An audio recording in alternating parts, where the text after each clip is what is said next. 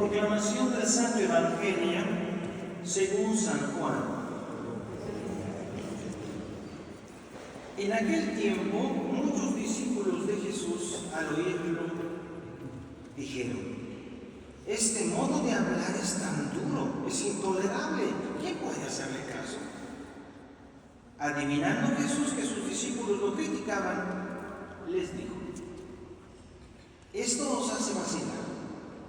Y si vieres al Hijo del Hombre subir a donde estaba, el Espíritu es quien da la vida, la carne no sirve de nada. Las palabras que os he dicho son espíritu y vida, y con todo, algunos de vosotros no creen. Pues Jesús sabía desde el principio quiénes no creían y quién iba a entregar. Les dijo: por eso os he dicho que nadie puede venir a mí si el Padre no se lo concede. Desde entonces muchos discípulos suyos se echaron para atrás y no volvieron a ir con él. Entonces Jesús les dijo a los 12: ¿también vosotros queréis marcharse? Simón Pedro tomó la palabra y dijo: Señor, ¿a quién vamos a acudir? Tú tienes palabras de vida eterna. Nosotros creemos y sabemos que eres el Santo consagrado por Dios. Palabra del Señor. Gloria a ti, Señor Jesús. Si quieres sentarse un ratito, por favor.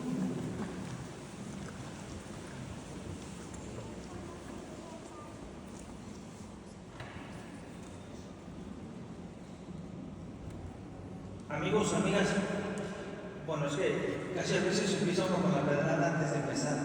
Bueno, si fueron a misa la semana pasada, a donde quiera que hayan ido del universo, se dieron cuenta de algo que yo dije aquí, a los que vinieron aquí, que el texto estaba estructurado de una manera, como lo hace siempre Juan, tripartita. Primero le habla a la gente, dijo el texto la vez pasada, ¿no? Le habló a la gente. Ojluj en griego es a la muchedumbre, a la bola de personas que no tienen ni pies ni cabeza. Después le habla a otro grupo, y la tercera parte la escuchamos al final de hoy, le habla a los 12.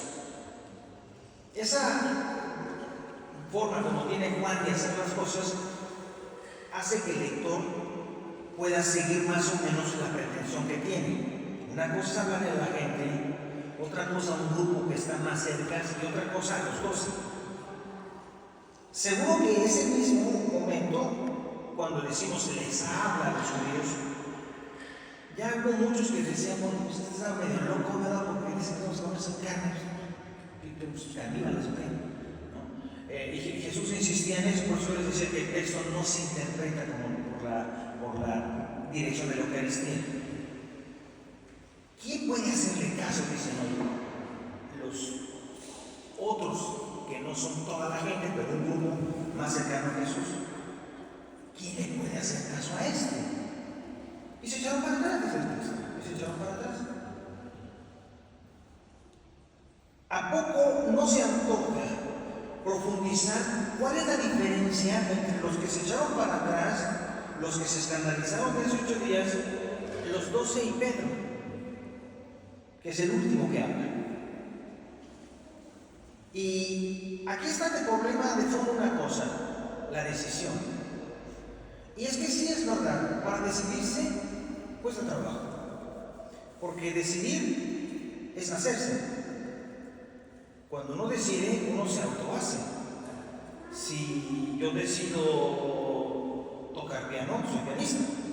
No solo decidí, soy pianista. Si yo decido hacer el bien, soy bueno. Si decido hacer el mal, soy mal, me hago. Decidir es hacerse. Por eso siempre existe un como miedo a tomar decisiones, porque tomar decisiones es hacerse a sí mismo.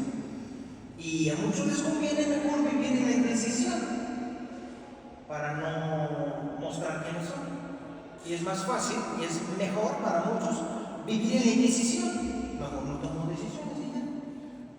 Por eso el miedo a la libertad de que hablaba Fromm en su famoso libro es algo que a todo el mundo le va a pasar tarde que temprano, porque decidir es hacerse. Y en la primera lectura ya pasó un momento en la historia del pueblo de Israel de esto, ¿verdad? que por alguna razón, por haberse metido en contacto con otros pueblos, abandonaron a Yahvé, su Dios, y bueno, llegó un momento en que Josué les pregunta, ¿no? Total, ¿le entran o no? ¿O van a seguir con sus diosesitos otros? De parte de Dios pregunta, ¿le entran o no? ¿Quieren o no? Y el pueblo tiene siempre ese temor de decir sí, porque si digo que sí, me comprometo ¿no?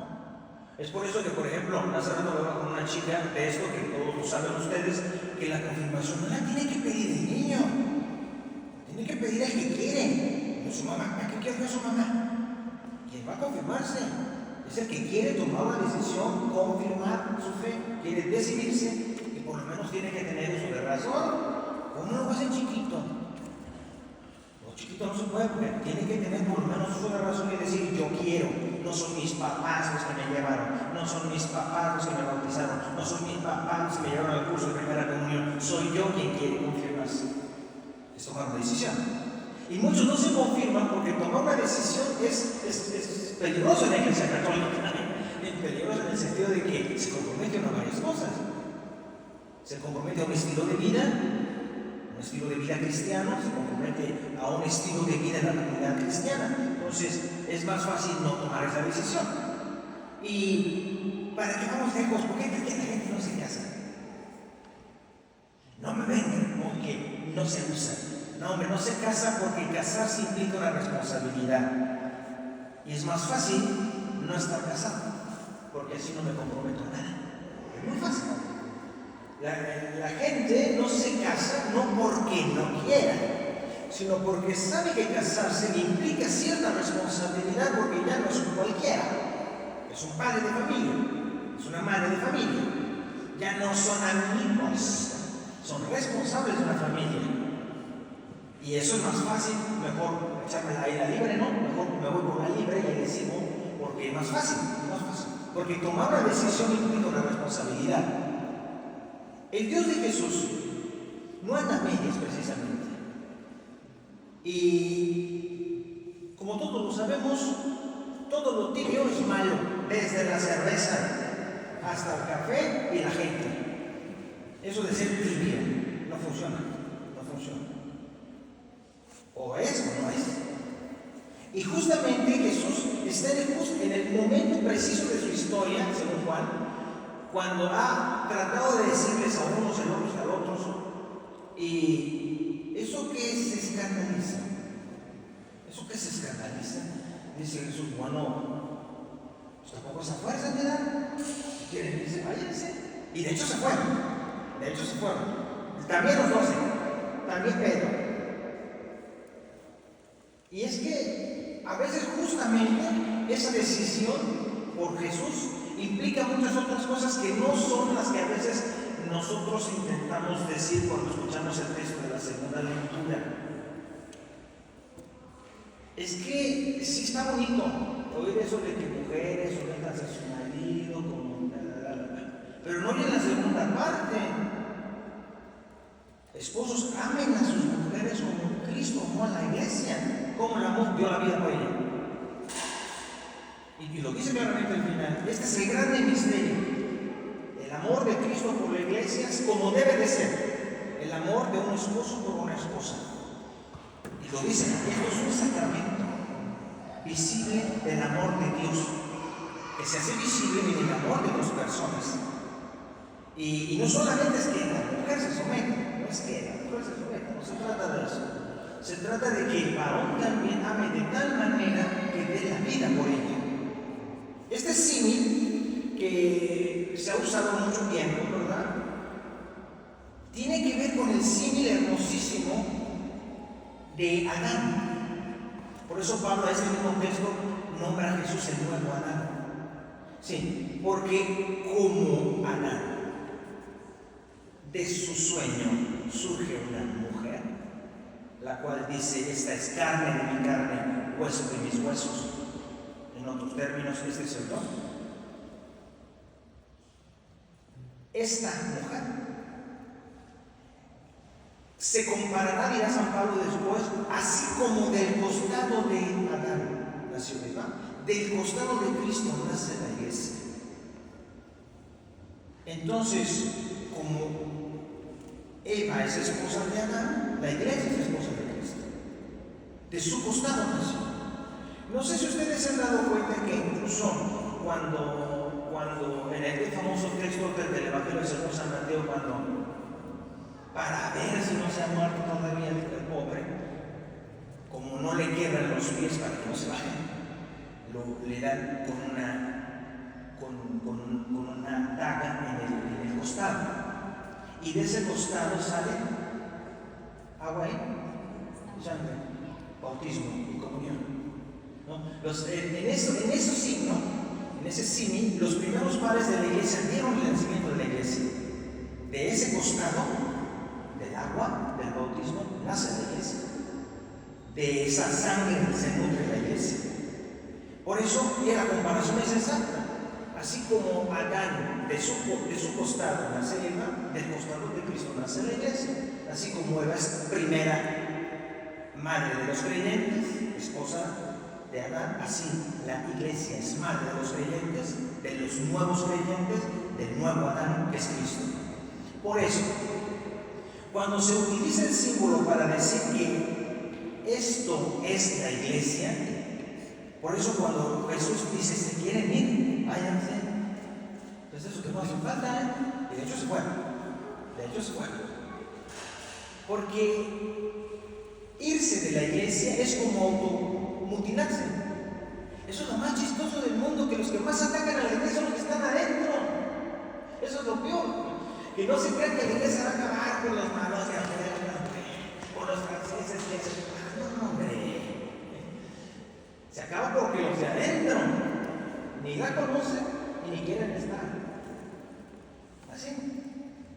Por eso, miren, cristianos, hermanos, amigos, cuando se hace este símil de la mujer y Adán, la mujer, la iglesia y Cristo, está diciendo más o menos algo así. Si quieres llegar a Jesucristo, tienes que pasar por la iglesia, porque no te lo vas a encontrar aquí en la calle. Hola Jesucristo, ¿cómo estás? No te lo vas a encontrar. Así no existe. Ya se murió. Ya resucitó y está en el cielo. Lo que te vas a encontrar aquí es a la iglesia, donde está un grupo de personas que son su cuerpo. Como Eva es el cuerpo de Adán, la iglesia es el cuerpo de Cristo. Como Jesucristo ya no tiene cuerpo porque ya se murió, el cuerpo que le quedó en la tierra es los que somos cristianos. Por eso, salirse de la iglesia es salirse de sí mismo. Es salirse de sí mismo. Queda claro que esto escandaliza a los judíos, mucho. Claro que escandaliza. Pero queda claro que también escandaliza a los otros que no son judíos, ¿verdad? A los que son discípulos. Y la pregunta regresa. ¿También tú quieres dejarme? ¿Ven? No dice, ¿quieres dejar la iglesia? Dice, ¿quieres dejar de mí? Porque no hay distinción. De hecho, si ustedes van a los Hechos de los Apóstoles, cuando Pablo, que persigue a la iglesia, es derribado del caballo, la voz le pregunta, ¿por qué me persigues? No dices, ¿por qué persigues a los discípulos? No, ¿por qué me persigues a mí? Porque hay una identificación, No cualquiera, no el Papa, no, hombre, la iglesia. Es decir, todos y cada uno de los que decimos que seguimos a Jesucristo somos la iglesia. Por eso no nos conviene criticarnos, porque somos nosotros. La pregunta que nos regresa es esa: ¿quieres ser de la iglesia? También ustedes quieren dejarme. A la mexicana, ¿quieren centrar o se rajan? A la mexicana, ¿no? Amigos, amigas, lo sabemos. En el paso de la historia, muchos han desertado de la iglesia, muchos. Y con ello de Jesús. Pues para quien cree en la iglesia no es necesario, pues la noticia la sabemos. A Jesús no lo vas a encontrar en la calle, lo vas a encontrar en la iglesia.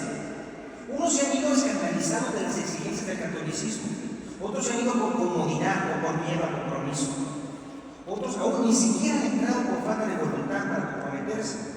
Y así como hoy muchos no quieren tener en serio y establemente una esposa o un esposo por miedo al compromiso, así también muchos les conviene dejar a Jesús y a su iglesia porque no quieren compromisos. Se supone que desde que recibimos el bautismo pertenecemos a Cristo, como a nuestro Señor y Salvador, también como nuestro hermano.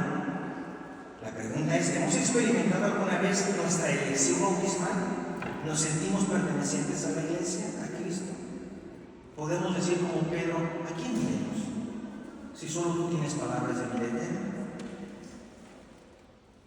Claro, constatamos los defectos de la institución eclesiástica. ¿Ven? No dije de la iglesia, de la institución eclesiástica.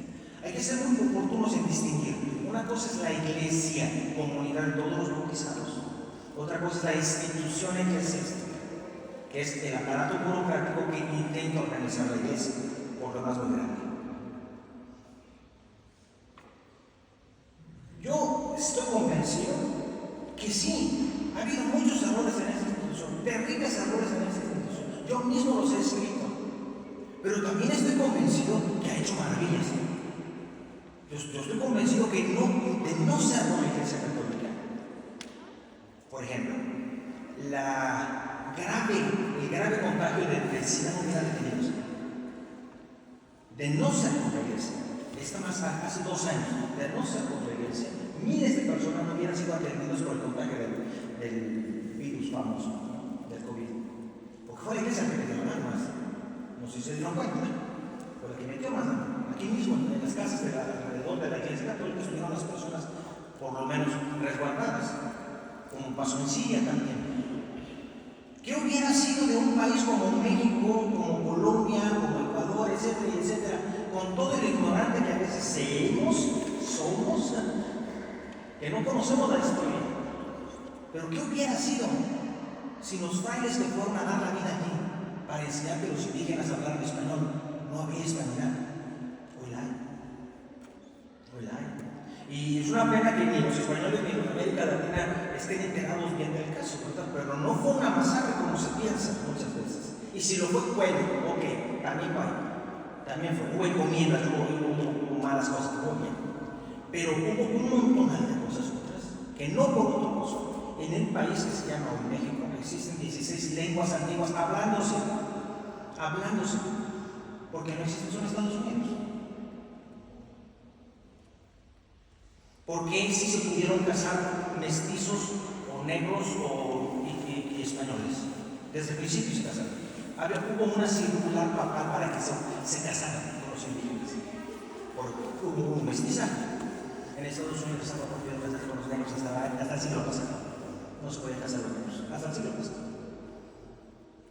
¿Qué hubiera pasado si no hubiera sido también objeto, sí, de una conquista espiritual que tuvo que ver con la Iglesia Católica? Y que les enseñó a los nativos que no hay que comer gente, sí, que no hay que tomarse las sangres de los ojos y los cráneos de los que mataron, así, la chicha, así de simple. Eso vino a través del Reino Católico de España, que ya no tiene católicos, es otro asunto. Pero miren, de veras, o sea, sí, yo creo que si uno pone en el nivel las cosas, no necesitamos creer en la institución eclesiástica, eso está claro. Pero el bagaje cultural que el cristianismo le ha dado a este mundo es inmenso. Y es más fácil creer en una ideología, para muchos, que creer en una enseñanza elemental. Ama a tu amigo, pero también a tu enemigo. Eso no es el cristianismo. También ama a tu enemigo. ¿Saben ustedes que eso causó los derechos humanos? Nadie es culpable hasta que no se demuestre el contrario. Todos son santos de entrada. ¿Por qué? Porque nadie es culpable hasta que no se le demuestre. Eso solamente lo pudo haber sido el occidente. ¿Por qué no lo hicieron los árabes? ¿Por qué no lo hicieron otros? Porque el occidente, que nace del cristianismo, tiene hasta esa verdad. Mira, tú ama incluso al que te pega. Ámalo.